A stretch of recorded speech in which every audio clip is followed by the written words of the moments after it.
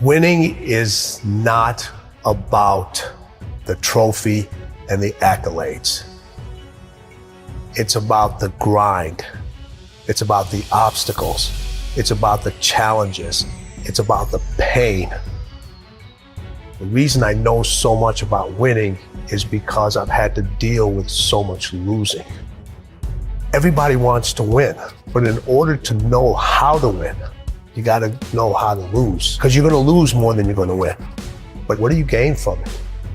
You've trained some of the greatest of the greats, Michael Jordan, Kobe Bryant, Charles Barkley, Dwayne Wade. So you know something about winning, you know something about sustained winning over time. Your mind has to immediately shift back, because now you felt and tasted something that you can only get through winning. Are you willing to do it again? And that was one of Kobe's favorite words when it related to winning. He says, you have to be obsessed with whatever your win is. Be all in. Mm-hmm. 3 greatest lessons I learned from Michael: competing, accountability, and then winning at all levels. Winning at all levels, what does that mean? You just don't win in one arena. You win in your sports, you win in business, you win in your personal life. Other people win because you win. It isn't just about you. It's about being able to pull the team and show them what it feels like to win. And this isn't about playing basketball like Michael Jordan did, like the late, great Kobe Bryant, Dwayne Wade. This is about having the mindset to win. When you fail, your feelings give you excuses. Your mind makes you more resilient. You look at when Kobe, his first playoff series, he had this horrible game where he shot like 4 or 5 straight air balls. Now, he could have came back next year and said, I got to prove everybody that said, man, you're too young, why'd you take? No, it was just like, you know what? That's on me. I have to own that moment. Now, I got to prove to myself I can overcome this, because now everybody else is doubting me, but I can't doubt myself. Everybody told MJ, don't go to North Carolina. You'll never play. You shouldn't be here.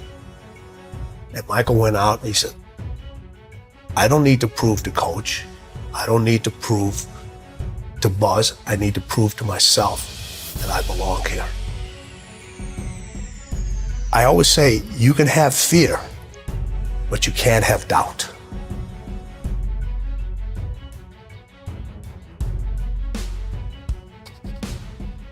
When I was working with my professional athletes, it required me to do a lot of traveling. And this story gets me every time. So when people say it didn't hurt, it still hurts. I was packing for a trip. My daughter walks into the room. She says, Dad, why do you travel so much? I said, sweetheart, this is how I provide for the family. This is how I take care of you and Mom. This is how I put food on the table. She looks at me and says, Daddy, if I eat less, will you stay home more? Now people would think in a fairy tale, or most people would say, I unpacked my suitcase, I'm not gonna take this trip, all right, let's go grab some ice cream or let's go out. I kept packing. Why? I had to set an example for her early of what it meant to win and what you have to leave behind sometimes in order to pursue what's unique to you. And I wanted her to understand this is who I am. And I want to set an example for you. I had a conversation with her later on to tell her why I did all those things. In the middle of the conversation, she stopped me.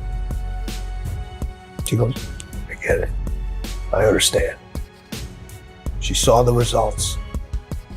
She saw how it brought us closer together. She understood my dedication to my craft and what it took to excel and what it took to be different and what it took to stand by unpopular decisions, knowing that every successful person that I've met, every successful person that I know had to make those decisions over and over again. There are things that are going to have to take a back seat. You're going to have to leave a lot of things behind.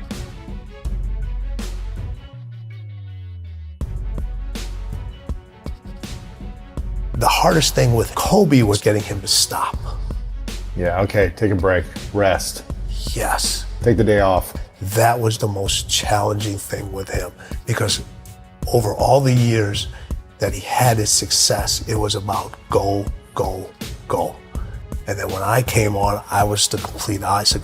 I got to get you to stop. His 3 a.m. workouts, Yeah. they're Crazy. crazy. You know, having to keep the Staples Center open later because he wasn't happy the way he performed at that game. And I would not leave till he would leave. Really? Yeah, so we would be in the arena sometimes 2, 3 o'clock in the morning. Shut up. All the lights are turned off except on the court, and we just keep going, we just keep going. What is the mindset of winning? They both had that. So I look at it 3 ways. So you have individuals that compete. You know a lot of people that compete. Yeah. You know, we all know how to compete. Everybody knows how to compete. You don't forget how to compete. We just decide not to anymore. But a lot of people compete just to finish. Then there's individuals that win, but they only win one time. It's easy to win and then never win again. And then there's people that win at winning. You can't come back the same. Cannot come back the same. You have to come back different. You have to come back better. Winning wants you to be different. Winning requires you to do different things. Winning requires you to think in a different way. Winning speaks its own language. Winning has its own way of recognizing you. Winning wants you to write your own story. Stop looking for steps. Those steps are infinite.